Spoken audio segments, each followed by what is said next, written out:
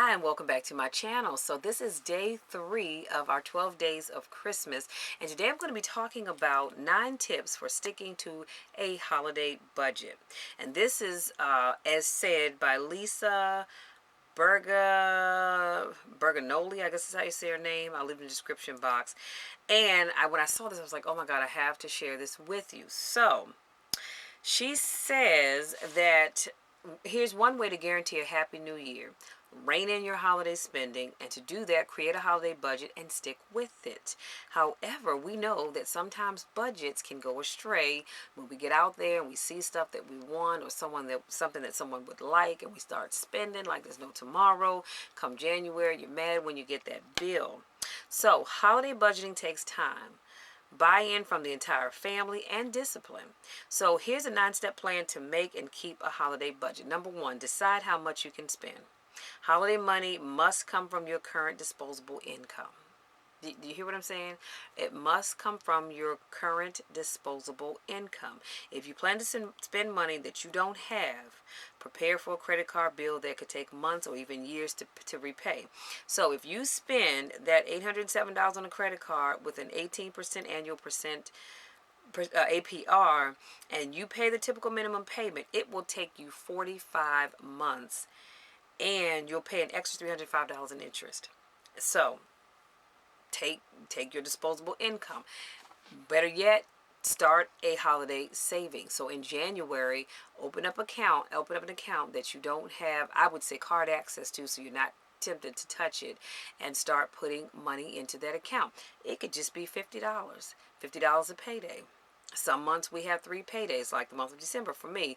Other months it's only 2, and for those of you that only get paid once, I would put a somewhat larger amount in every month, just to be on the safe side, but create a holiday spending account. So, number 2, budget for everything.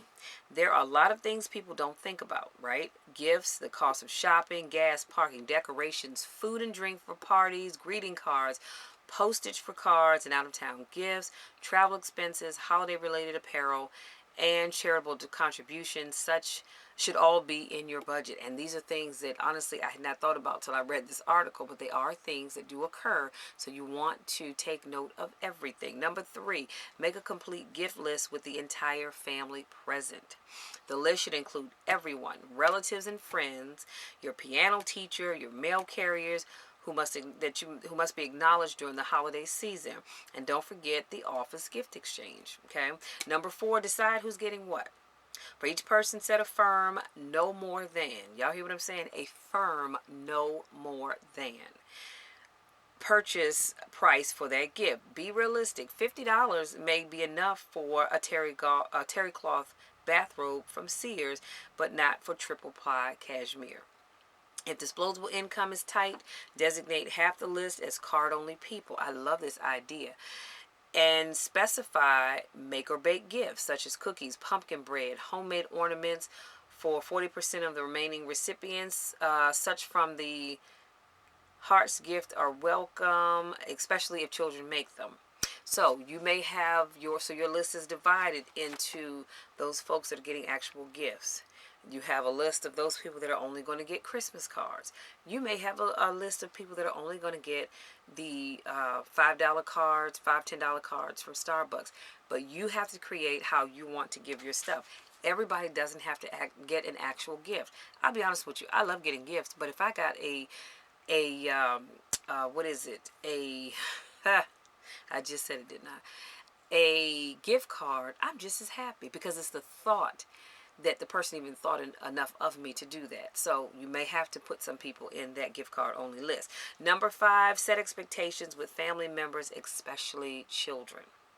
If gifts will be minimal, tell your children now to bring their expectations in line and absolve parents of gift-giving guilt. Now is also the time to discuss reasonable and economically feasible gift-giving tactics with family and friends, such as grab bags, name exchange, or skipping gifts altogether. Now, I'm going to tell y'all a little secret. I remember a Christmas when I was in, where was I? I was in Toys R Us, I believe it was. I had 2 baskets, and I was by myself. So I had one basket that I was pushing in the front and one that I was pulling behind me, loaded with toys. And I remember this lady, I'll never forget this. I was in line, and the lady said, "Oh my," she said, "your children are going to have a wonderful Christmas." And I'm looking at her like, "Children? What? No." I said, "I only have one child." She said, "Good Lord, all of that is for one child?" I said, "Yeah, it is." Mind you, this was like my child's first Christmas. She was born in February, right? So this was her first Christmas. She wasn't even a year old, but when I got to the store, you guys, I saw all this great stuff, and it's stuff that I would want if I were a kid. And so I was like, "Oh, this is so cute." I threw it in the basket. "Oh, this is so cute." Threw it in the basket. You know what?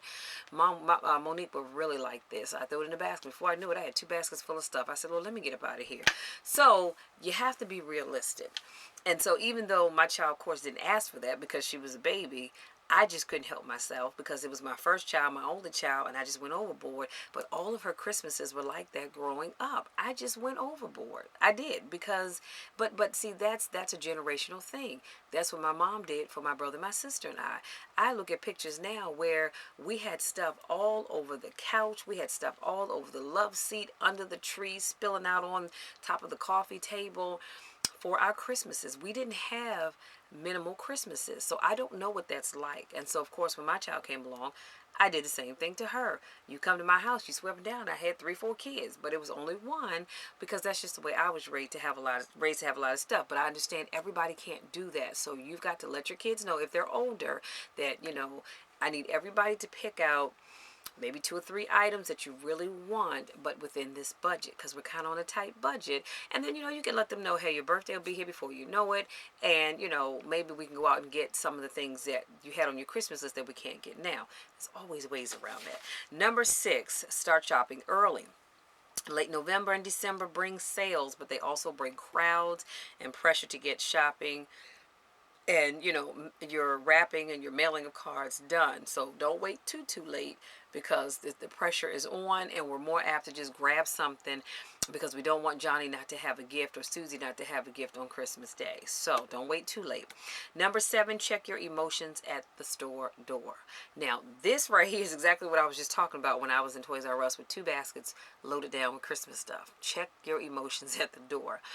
Gift giving deals with emotions and emotion and spending don't go hand in hand, says Ornella Groza, the Atlanta-based author of Moneylicious, a former clue for Generation Y to keep the feelings out of shopping.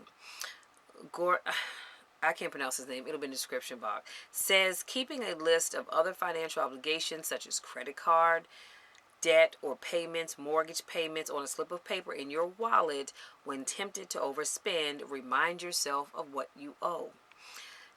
This person also suggests shopping when pressed for time. Less time in a store usually means fewer purchases. Shopping with a trusted friend who will firmly guide you away from the sales tables, and shopping with cash only can also help curb impulse purchases. Number 8, work sales. Work sales, don't let them work you. If a gift on your list is on sale, buy it. If it's not, you're buying stuff not on the list, and you'll go over budget, says Joseph Monetero, a certified financial planner at USAA, a San Antonio-based financial services firm. Number 9, keep track of your spending. Cash is king. I love it. Cash is king. Montero says it's very easy to stretch the budget with credit cards, and it is. He and others suggest the envelope trick, giving each household member his or her holiday budget in cash in an envelope. When the money's gone, it's gone. And so even as I say that this year for my nephews, because they're getting a little older, instead of buying gifts, we're going to chip in as a family to give them gift cards, Visa gift cards. I think with $100 on it, they go out and put it towards whatever they want, or they can buy as much stuff as they want and or need. This is a great idea because while I'm buying something for Christmas, maybe my sister, my brother, my sister-in-law know that they need something else. So they can say, hey, take that $100 that you received and put it towards this, or something like that. So I just think that's a great idea. So if you use credit cards for convenience, hold a weekly reckoning with yourself, your spouse, and your credit card receipts to make sure nobody's going over budget. Monetero, I just cannot pronounce this man's name. But anyway, suggest paying off holiday credit card debt quickly, in 3 months if possible.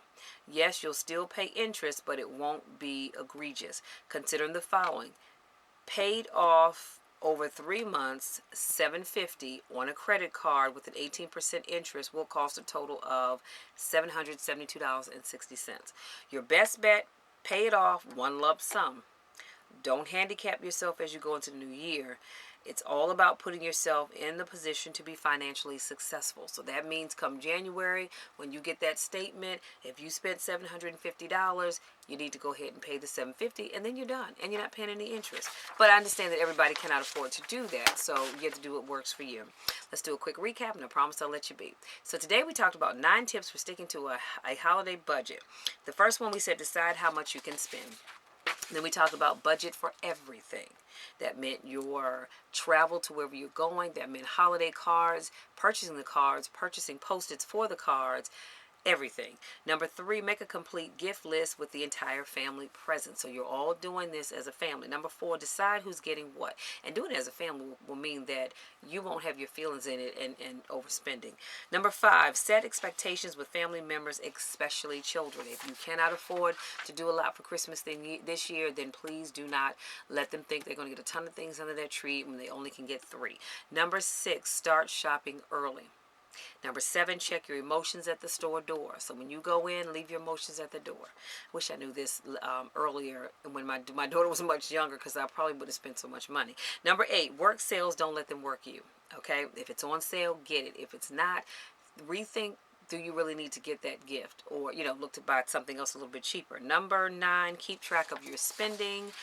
And that is all I have. And then, of course, in keep track of your spending, we talked about paying that Christmas debt off in one lump sum, or no more than 3 monthly payments out. That's all I have for you guys. Thank you so much for my newest subscribers. Thank you so much for those of you that continue to support me in all that I do. I love you guys to the moon and back, and I look forward to talking to you again really soon in day 4 of the 12 days of Christmas. Until then, take care.